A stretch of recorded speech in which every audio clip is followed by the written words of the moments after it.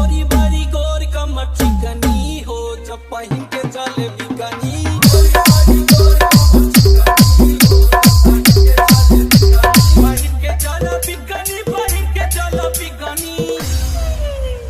बड़ी दिन बाद माल दिखली हो जब पहिन के चले बिकनी।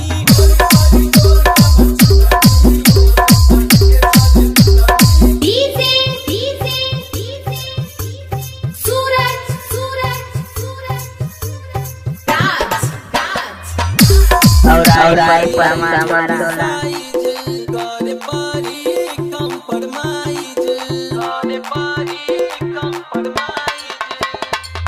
गोरी हर जो बनवा देगा दोनों हर समनवा देगा। के देखी पटना कन चिकनी लमड़ा गोरी बारी गोर कमर चिकनी हो जब पहिन के चले बिकनी।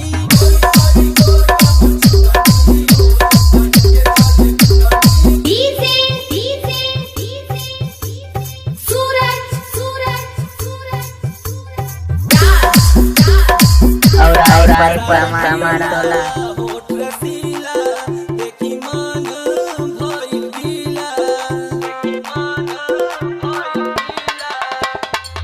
गोरी हर जो बनवा देगा दोनों हर समनवा देगा।